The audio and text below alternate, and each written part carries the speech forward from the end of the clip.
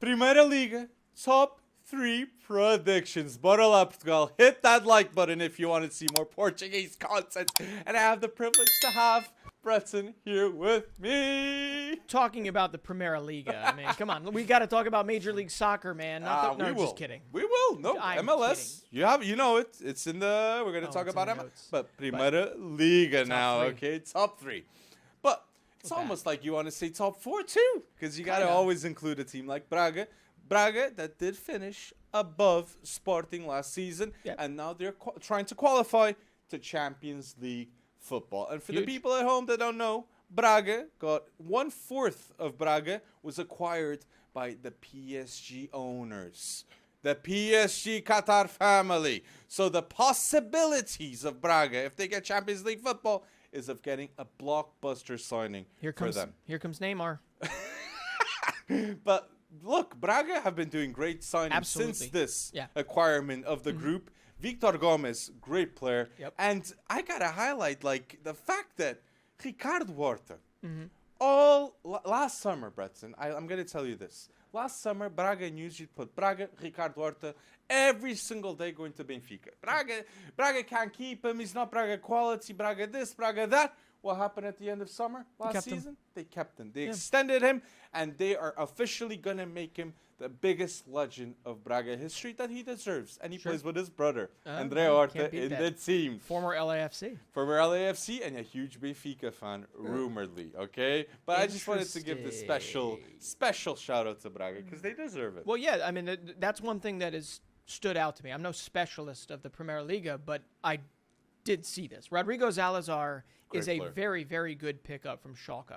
Why he went to Schalke in the first place, not entirely certain, but for that amount of money, what'd you say? It was 5 million. 5 million, shrewd, and he will make an immediate difference in the depth of that midfield. I guess the only real lingering question for me is, can Braga improve on what was such an amazing season for them last season? I mean, they're on the cusp of Champions League football right now, qualifying. And on top of that, they had one of the better transfer windows. But we know who they're dealing with. The top 3 are the top 3 for the reason. And the top 3 that are all with reasonings to win the Primera Liga. I'm going to say this. I said Serie A, and I really do believe Serie A, in terms of winner, it's you can say any team, just like Primera Liga. Sure. I think Benfica are favorites, obviously, but Sporting, Porto, and even Braga can surprise the world and win Primera Liga. It's open. It's open right now. And I have to admire, too, that I'm saying these 4 teams, they got great managers. Sure. All the managers of last season in the top 4 teams in Portuguese League, they've all remained. Rúben Amorim at Sporting, Roger Schmidt at Benfica, Sergio Conceição at Porto, and Rui Jorge at Braga. And we know Conceição, who's been flirting with those Serie A teams for years now, and he's never left Porto. He believes in this project. And last thing I want to say on Braga, too, is the amount of players I see at Braga that could literally go to the Premier League and play and start. Mateus, the goalkeeper, 100% has Prem level. Al Musrati, even Simon Buns on the bench can go to the Prem. Abel Ruiz, Vitor Gomes, right back. All these players, Ricardo Horta obviously, could go to the Prem and start in a Premier League team. Not top 6, but from top 7 to 18th. Yeah. They could. Well, I know Luton Town is looking for some players. So they have to pay big to Braga. Braga is not a cheap team anymore. They should have money, but... And 2, Vitinha left to Marseille in January, and that was 30 million. Yeah. They paid Braga. And before that, David Carmo left to Porto, and they paid 20 million. And before that, Trincão left to Barca, that was 30 million. So Braga... Since the Rafa deal, they've been getting better and better, and Rafa went to Benfica. So I have to admire the progress of Braga, but I still have them in 4th. I have them in 4th. Why do I have them in 4th? All that for that. Because 3rd, I have Sporting. Yeah. And Sporting, as I said, they could go first this season, and I wouldn't be surprised because they have Rúben Amorim. Rúben Amorim, Breton, is the real deal. With what he's given and what he does, it's ridiculous. Just the game he had against Arsenal, that was insane. Insane that Diomande was doing what he was doing. But Rúben Amorim is one of the greatest managers in Sporting history, no doubt. They won a league title after 20 years seeking it, and he did it by improving players and not buying crazy like other teams. He improved the Nunes, Mateus Nunes. Sure. Palhinha was at Braga, improved with Rúben Amorim. Many players, and then, more to come. Then what went wrong last season? They didn't spend. Mateus Nunes. Okay. This is what went wrong. I'll tell you word for word what went wrong for Sporting. So Mateus Nunes, Rúben say, no, he can't leave. He can't leave for no bid. What happened? Gone. 45 million pounds from Wolves. Immediate, he goes. What does Sporting do? Yeah. They do not replace him. Ugarte was there. Yes. The replacement for Palhinha. Yep. But for Mateus Nunes, no one. Actually, there was Daniel Bragança, but he got injured the whole season. So it was a bit unlucky, but still, Rúben doesn't deserve this. By saying he was one of the greatest managers of Sporting, he deserves one of the greatest teams to go with that. And he hasn't been given to him since this season with Gyökeres, Yes. with Hoylmans, and maybe with a right back too, okay, that they have to sign. Zanoli from Napoli, that's the talk. Young right back.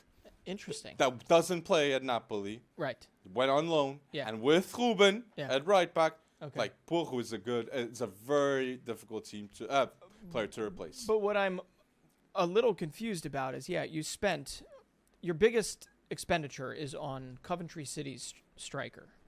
Gyökeres, yeah. Nothing against Gyökeres, but you've got to assume that that's not exactly Premier League winning quality unless he hits. Gyökeres, Unless he hits. 25. Yes. Gyökeres for 20 million. Portuguese people, all of them have expectations to be one of the top 3 goal scorers in the Premier League. Right, but you brought in 85, 75, right? No, 85, because Chermiti to Everton's done. So where is the why wouldn't you be spending more on a striker position? What do you mean at this moment 85? in time? Sorry. In terms of funds brought in. I'm so sorry, Breton. 60 Gyökeres is the most expensive signing in Sporting history. Okay. For 20 million plus foreign variables. That For makes it Sporting even more bonkers to For me. Sporting to be doing this, I it's know. like, whoa. You got to know something that most people don't know. And they did it because Paulinho, their striker, in the past few seasons, he hasn't scored more than 6 goals for Sporting. But you in one had the season. capacity to spend more to land somebody. Archer Cabral, if he was on the market previous to Benfica, he came in less than Gyökeres or But at the same amount. Benfica had a bit of timing there, and good. There was very good planning with getting Artur Cabral because Beltran So went to Benfica has a Fiorentina. better back office. I do think the recruitment of Benfica is better. Yeah, no, I would agree with But that. I yeah. think this You season... see where I'm going with No, this. no, no. Because I see Sporting actually in 4th. But Sporting finishing... Rúben Amorim leaves Yeah. after this season. I think he should leave. Oh, Premier League.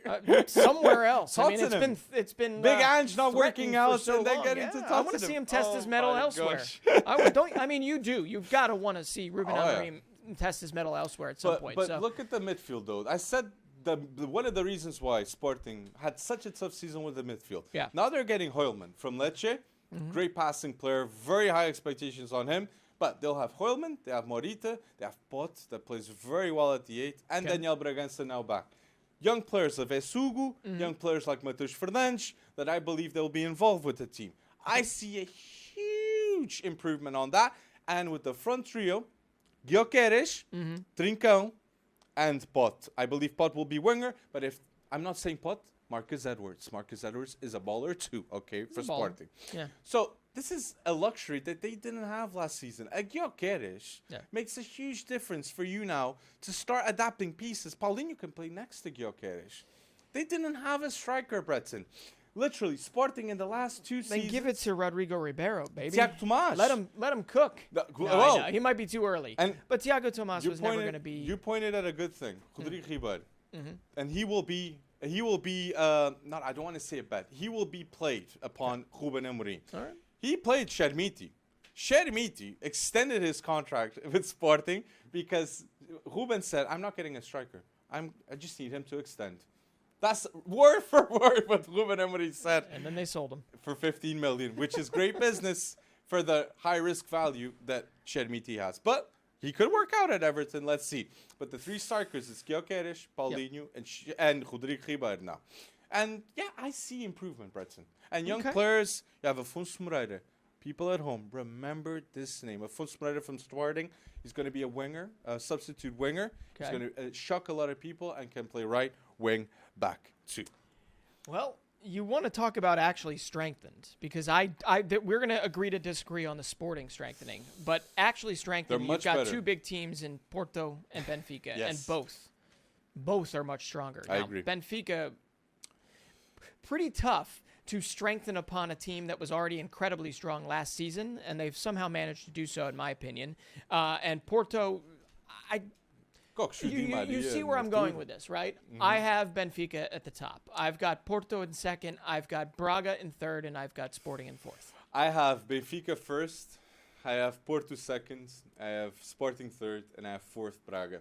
Okay. But Porto is going to make it very hard for Benfica. Yeah. It's going to be the Supertaça was wonderful to watch, and I'll say this, Breton, we're FC Wonderkid, and I'm going to say to the people at home, João Neves. You people remember João Neves. At 18, I'm going to say this. Kokshu arrived. Kokshu, unbelievable. And last season, one of the best midfielders outside the top 5 leagues. But I'll say this. João Neves, for me, is the starter of Benfica midfield. João Neves cannot leave this midfield role. He's that important at 18. At 18. PSG's coming in with a 80 million, something like that in the future. Yeah. Give 1-2 years. It's happening. It's João Neves and Zaire Emery that's talking midfielders to watch. And 18 both. And Benfica's already preparing for Vlachodimos, his leaving. Do you think this window? Yeah. Vlachodimos could leave, but I believe a team like Benfica should have 2 top goalkeepers to play at any time. Vlachodimos and Anatoly Trubin. What a sighting. Anatoly Trubin for the present and future of Benfica is a great deal. And I love how Benfica made it fair for Shakhtar. Shakhtar has 40% of the future sale of Trubin. And I can guarantee you this is a potential top 5 goalkeeper in the world, Trubin. Yeah, and he can already speak Portuguese. You know that. Like saying, come here, ball. Like the little languages, sentences. He knows what to say. Because of Luis Castro. At Shakhtar. Luis Castro is now with Al Nassr. You learned a lot from them. But look at this list of Benfica of under 23 talent, Breton. If we count Kokshu and Trubin, they have Morato too. Sheldrup that they signed in January. Florentino, Academy. Henrique Araújo. Jurasek. Samuel Soares and André Gomes, both goalkeepers. João Neves. And the top of the crop, António Silva. Okay? António Silva, one of the best young center backs in the world. So, Breton, António Silva, João Neves, Anatoly Trubin. That's leading players in potential in their positions in the world. And they've got more money to spend if they want to. That's important to remember. And I forgot to say Prestiani.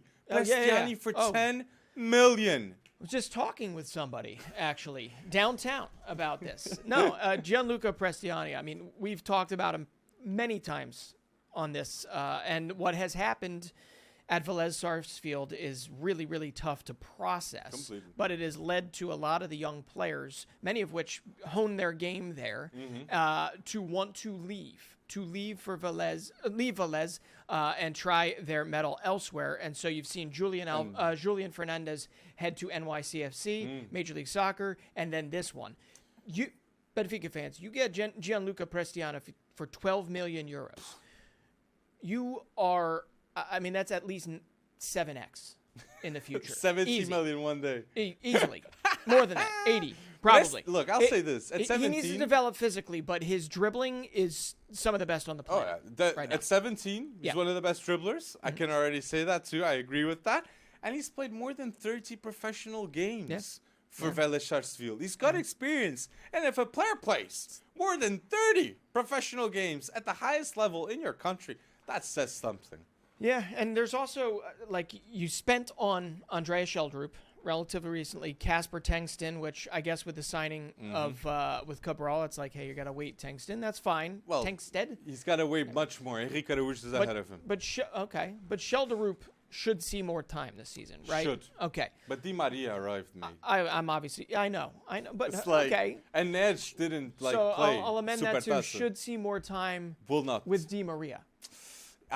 Meaning hang out with Di Maria. Meaning absorb whatever he's going to offer you. But Diego Moreira didn't stay. He went to Chelsea. André Sheldrup, he's trusted the project of Benfica leaving Nordstrand. But still, Yeah. he doesn't have a guarantee. We know players in the past that arrived wonder kids at Benfica. Freddy Adu. Didn't work out. Oh, get out. And it didn't. But I true. don't believe Sheldrop's going to be that case. Before he No. goes to Benfica, Too early. he's one of the best players in the Danish league at 17. Okay, Sheldrop. But I wanted to say, fantastic job by Rui Costa and Rui Pedro Brás for doing this. The decision making of recruitment, of knowing who to develop and how to sell to. Benfica have this wonderful gift to know how to sell their players. Benfica in the last 5 years have done their 5 biggest sales in their history, which are number 1, João Félix to Atlético de Madrid. Number 2, Enzo Fernandez to Chelsea. Oh my God. Number 3, Darwin.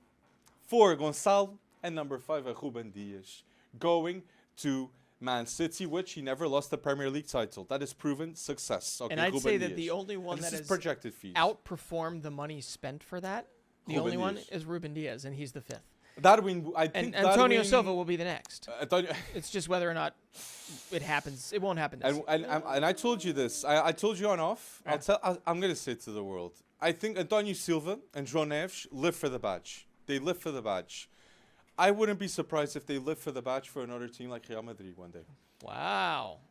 Where they would represent and they would be devoted for the cause. So we're looking at some winning regular, Champions League every single year. That's the mentality, and that's why Benfica academy players, they just have a stamp of success because they are told, they are taught to, all they have to do is think about winning. Winning mentality only on and off the pitch. And Rúben Dias is the prime example of that. Sure. He's the true leader, Rúben, of Man City. But we're talking here top 3 of Primeira Liga, and I did mention Porto. Yes. Obviously, second. But I believe it'll be like 3 points, 3 to 6 points separating Really? You think Porto it's and that Benfica. Close. Okay. Okay, because Porto, and it was close this it- last season. Sure. It wasn't close at a given point. 10 points were separating Benfica and Porto, and all of a sudden, Porto wins no Estádio da Luz. Porto wins no Estádio da Luz. That was a huge impact, and they didn't lose any game in the league after for like 10 games in a row.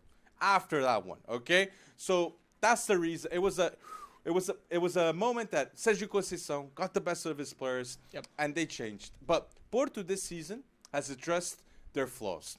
I think ever since Vitinha left, there was no quality midfielder that would entice have the ball in possession. They lost it, but now they've got it with Nico Gonzalez.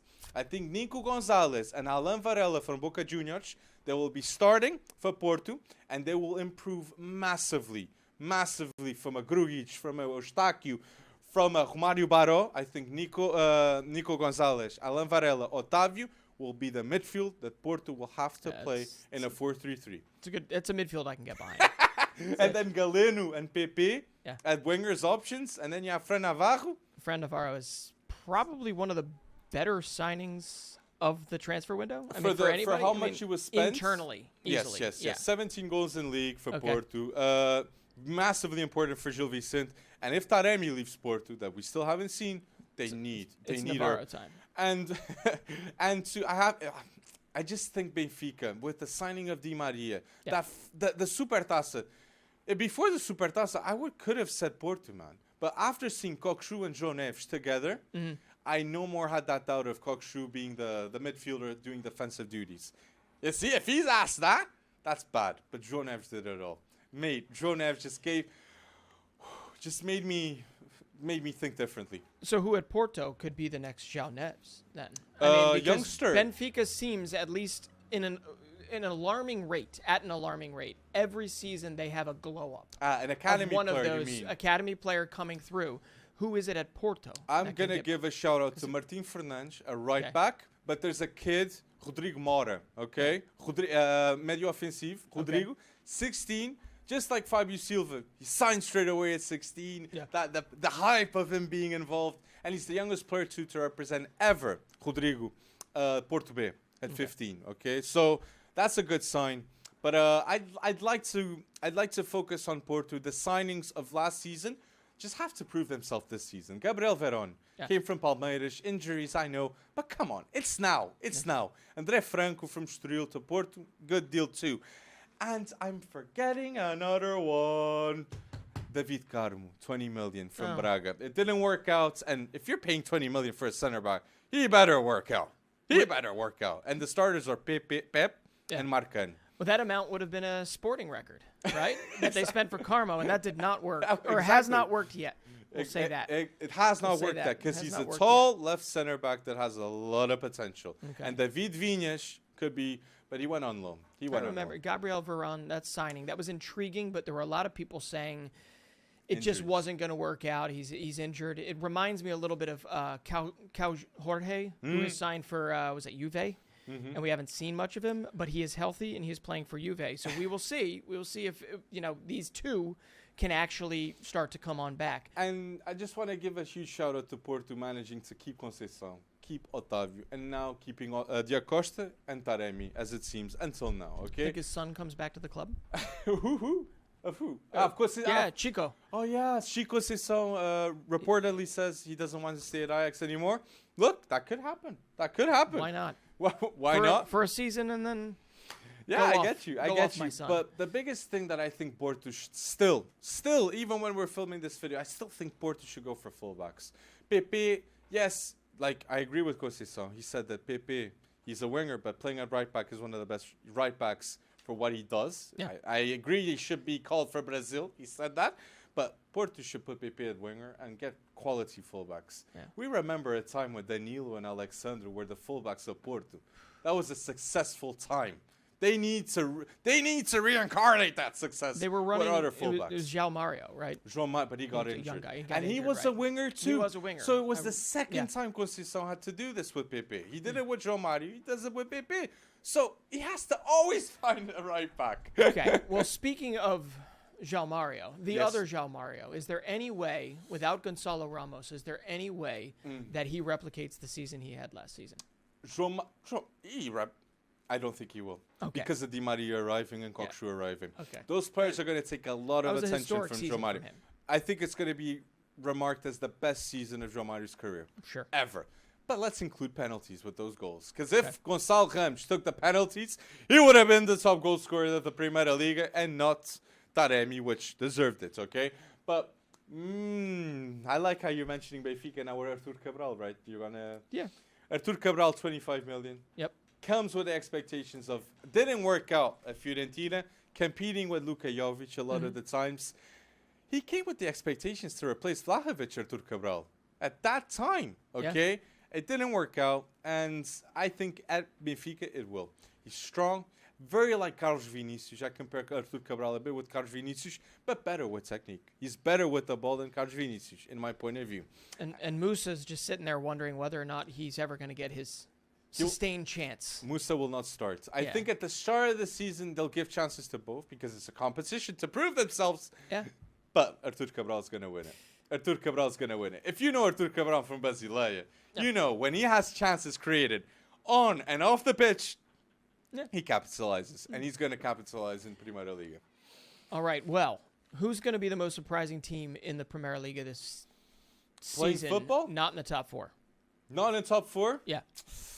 That's a good. I've heard question. Boa Vista. Boa Vista has Pedro Malheiro, has good players, yes. Okay. Vitória is the 5th place team, so I don't want to say Vitória. But they just lost André Amaro, right? André Amaro for 8 million. And Ibrahima Bamba, mate. Yeah, they lost André Amaro. Nobody's talking about Qatar, because Qatar's coming in and stealing these players. And both. Really good FC Wonder Kid players. Facts. Under 21 center backs. Yeah. And Ibrahima Bamba, Italian international. And André Amaro are one of the best in the league. And both go to the Qatar league, which I was very surprised. But I'd say Vitória. Yes. Okay. And Estoril, I think, could surprise a lot of people. Yeah, Estoril. Yeah, right here. There we go. Estoril. Literally right here.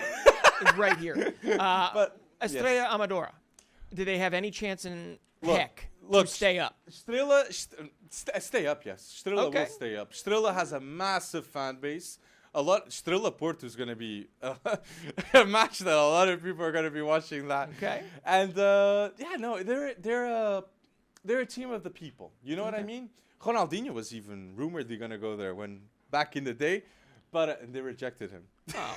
They did reject him. That's a mistake. That was a mistake. But my point is, Estrela is a team that has a lot of history in the Portuguese league. It's fantastic to see them back.